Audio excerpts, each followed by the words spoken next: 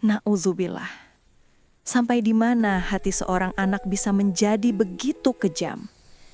Bayangkan seorang ayah yang terbaring lemah, tubuhnya panas, nafasnya tersengal, hanya bisa berdoa dalam sunyi.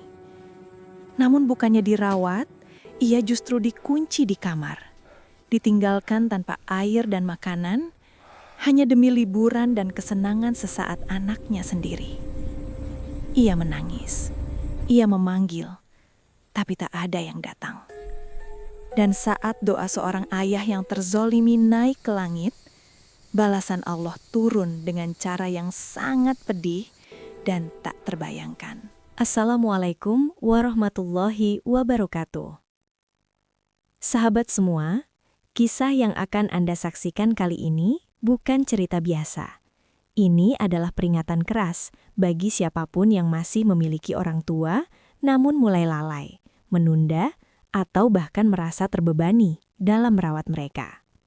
Seringkali kita lupa, orang tua bukan sekedar kewajiban, melainkan amanah langsung dari Allah.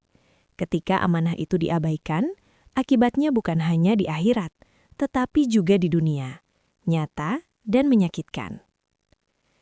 Sebelum kita lanjut ke kisahnya, dukung channel ini dengan menekan tombol subscribe, menyukai video ini, dan membagikannya kepada keluarga serta orang-orang terdekat Anda. Setiap dukungan Anda membantu channel ini terus menghadirkan kisah-kisah penuh pelajaran, agar semakin banyak hati yang tersentuh dan sadar. Mari kita mulai kisahnya, dan siapkan hati Anda. Pak Sutrisno dulunya adalah sosok ayah yang nyaris tak pernah mengenal kata lelah. Sejak muda, hidupnya dihabiskan untuk bekerja serabutan, menjadi buruh bangunan, kuli angkut di pasar, hingga penjaga malam. Semua dijalani demi satu tujuan sederhana, memastikan anaknya, Raka, tidak merasakan kerasnya hidup seperti dirinya. Ia ingat betul bagaimana dulu ia menggendong Raka kecil saat hujan deras, membiarkan tubuhnya sendiri basah agar sang anak tetap hangat. Ia juga ingat malam-malam panjang ketika demam Raka tak kunjung turun, sementara ia hanya bisa menempelkan handuk basah sambil berdoa dengan air mata jatuh satu persatu. Tapi waktu berlalu tanpa menunggu siapapun. Istri Pak Sutrisno meninggal 5 tahun lalu, meninggalkan lubang besar dalam hidupnya. Sejak itu kesehatannya menurun drastis. Penyakit darah tinggi, diabetes, dan gangguan pernafasan membuat tubuhnya rapuh. Tangannya sering gemetar, jalannya tak lagi tegap, dan setiap malam dadanya terasa sesak. Kini, satu-satunya harapan Pak Sutrisno hanyalah Raka, anak yang dulu ia besarkan dengan penuh pengorbanan. Raka telah tumbuh dewasa, bekerja di kota, dan memiliki penghasilan yang cukup. Secara lahiriah, hidup Raka terlihat berhasil. Namun secara perlahan, jarak emosional antara ayah dan anak itu semakin lebar. Bagi Raka, ayahnya mulai terasa merepotkan. Keluhan sakit, jadwal minum obat, dan permintaan ditemani ke dokter dianggap mengganggu rutinitasnya. Setiap kali ayahnya memanggil, Raka sering menjawab dengan nada kesal atau pura-pura sibuk dengan ponselnya. Pak Sutrisno menyadari perubahan itu. Ia tidak menuntut banyak. Ia tidak pernah meminta dimanja.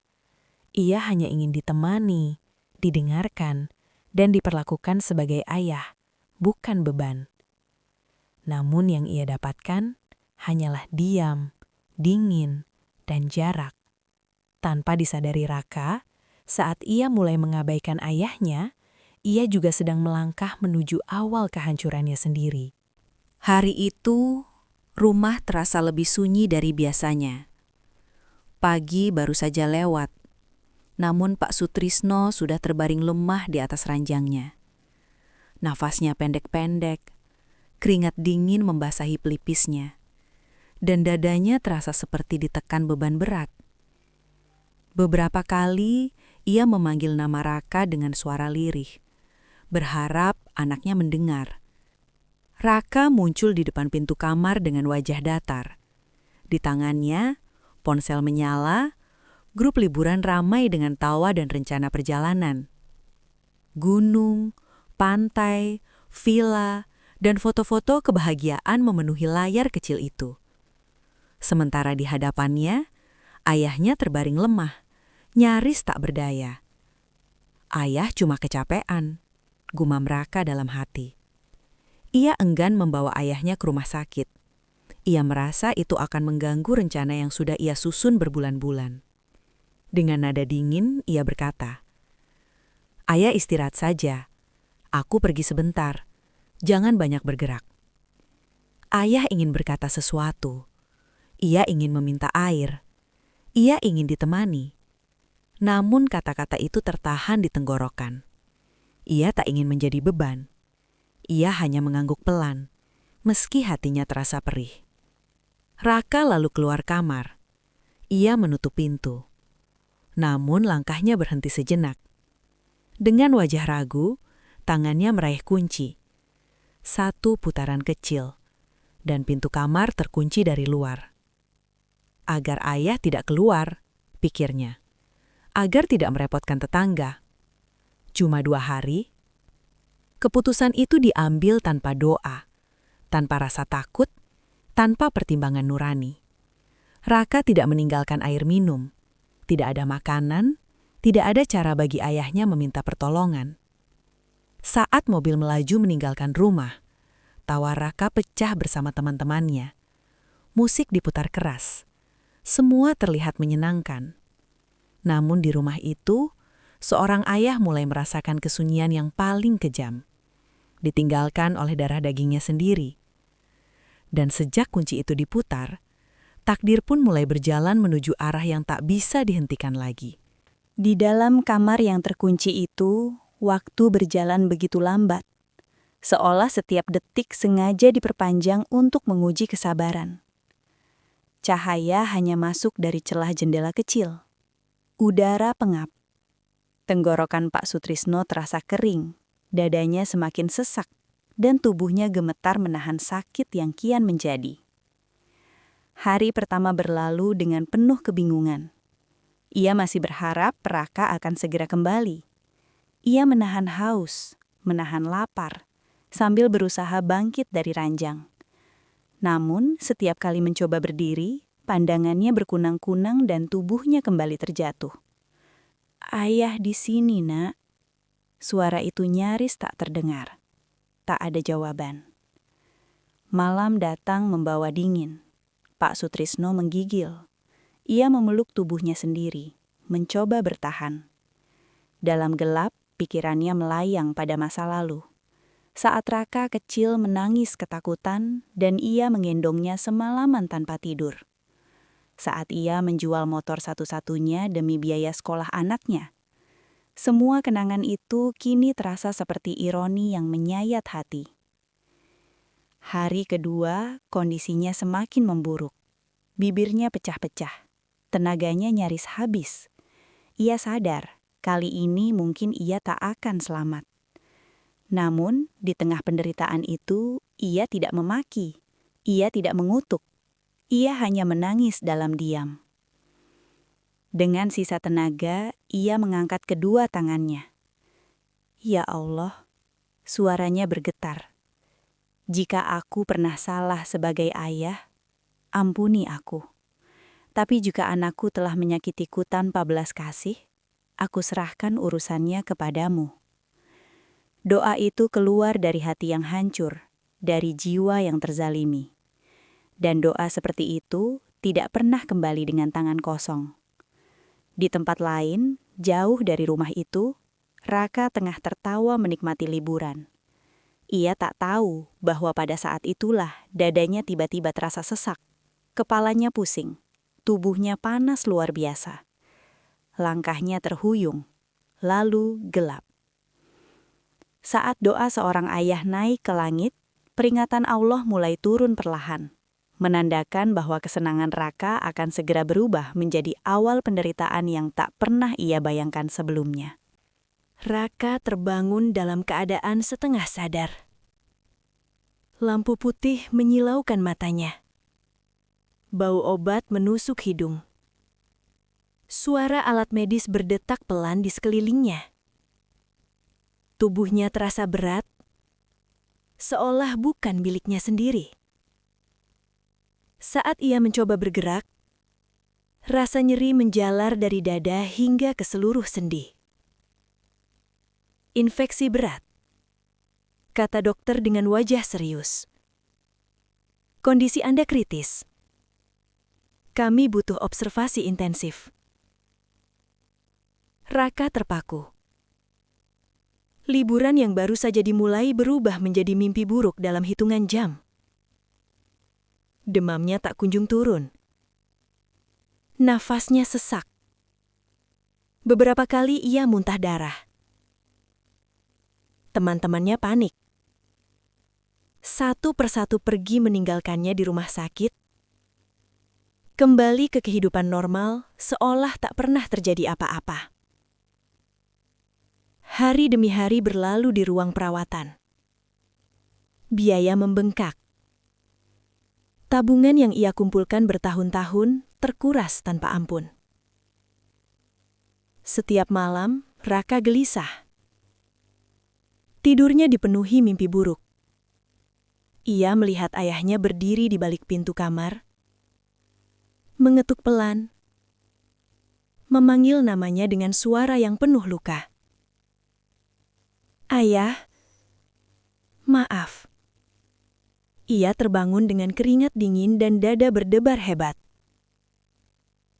Begitu kondisinya sedikit membaik, hal pertama yang terlintas di pikirannya adalah pulang. Ada rasa tak nyaman yang tak bisa ia jelaskan. Seperti ada sesuatu yang sangat salah. Rumah itu menyambutnya dengan sunyi yang menusuk. Tidak ada suara batuk ayahnya. Tidak ada langkah pelan. Tidak ada panggilan lirih. Hatinya mulai bergetar. Ia berjalan menuju kamar ayahnya.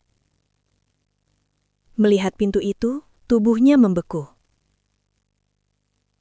Kunci masih terpasang di luar. Dengan tangan gemetar, Raka memutar kunci dan membuka pintu perlahan.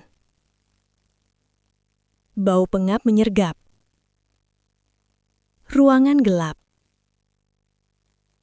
Dan di atas ranjang, ayahnya terbaring kaku tak bergerak. Dengan wajah yang tenang, seolah telah berdamai. Raka menjerit sekuat tenaga. Ia berlutut. Mengguncang tubuh ayahnya. Ayah, bangun. Ayah, aku pulang. Namun tidak ada jawaban. Yang ada hanyalah sunyi dan kenyataan paling kejam. Balasan itu datang tepat saat ia merasa masih punya waktu. Di saat itu, Raka sadar sepenuhnya. Sakit yang ia rasakan di rumah sakit tak sebanding dengan sakit di dadanya sekarang. Dan penyesalan ini tidak akan pernah bisa disembuhkan. Hari pemakaman berlangsung dalam diam yang menyesakkan. Raka berdiri di barisan paling depan, menatap liang lahat yang perlahan ditutup tanah. Setiap sekop yang dijatuhkan terasa seperti menghantam dadanya sendiri. Inilah akhir dari seorang ayah yang ia kunci, ia tinggalkan, dan ia abaikan demi kesenangan sesaat. Orang-orang datang melayat. Beberapa menatapnya dengan iba, sebagian lain dengan tatapan dingin. Tatapan orang-orang yang tahu, namun memilih diam. Tidak ada yang menyalahkan secara langsung. Dan justru itulah yang paling menyiksa. Tidak ada makian, tidak ada teriakan. Hanya kesunyian yang terus menghantui. Sejak hari itu, hidup Raka tidak pernah kembali sama. Ia sering terbangun di tengah malam, berkeringat, dengan suara ayahnya masih teringang di telinga. Ketukan pelan di pintu kamar, panggilan lirih yang tak sempat ia jawab, wajah tenang yang ia lihat terakhir kali, semuanya menjadi hukuman batin yang tak bisa dihindari.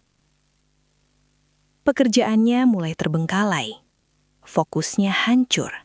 Ia kehilangan semangat hidup. Setiap kali melihat orang tua lain berjalan tertatih, dadanya terasa sesak. Setiap kali melihat anak yang menggandeng ayahnya, air matanya jatuh tanpa bisa dicegah. Ia mencoba menebus kesalahan dengan sedekah, dengan doa, dengan ziarah.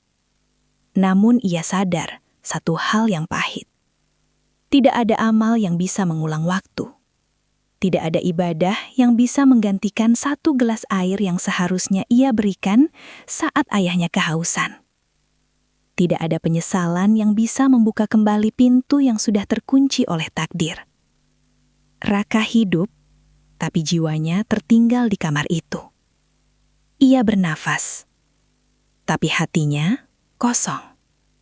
Kini ia tahu, kedurhakaan tidak selalu dibalas dengan kematian seketika. Kadang, Allah membiarkan seseorang hidup untuk menanggung rasa bersalah sepanjang sisa usianya. Dan itulah azab yang paling pedih. Penyesalan yang tidak pernah selesai hingga ajal menjemputnya sendiri. Sahabat semua, kisah ini bukan sekadar cerita untuk menguras air mata. Ini adalah cermin keras bagi kita yang masih diberi kesempatan memiliki orang tua. Jangan pernah merasa aman hanya karena mereka diam dan tidak menuntut apa-apa. Justru dalam diam itulah sering tersembunyi luka yang paling dalam. Ingatlah, orang tua tidak pernah menagih balas jasa. Mereka hanya ingin dihargai, ditemani, dan diperlakukan dengan kasih. Sekali saja kita menyakiti hati mereka, bisa jadi itulah doa yang mengubah arah hidup kita selamanya. Jika ayah atau ibu Anda masih hidup, jangan tunda berbuat baik. Jangan tunggu mereka terbaring lemah. Jangan tunggu kursi kosong di rumah baru terasa menyakitkan. Karena ketika penyesalan datang, waktu tidak pernah memberi kesempatan kedua. Terima kasih telah menyimak kisah ini sampai akhir. Semoga menjadi pelajaran bagi kita semua. Sampai jumpa di video berikutnya.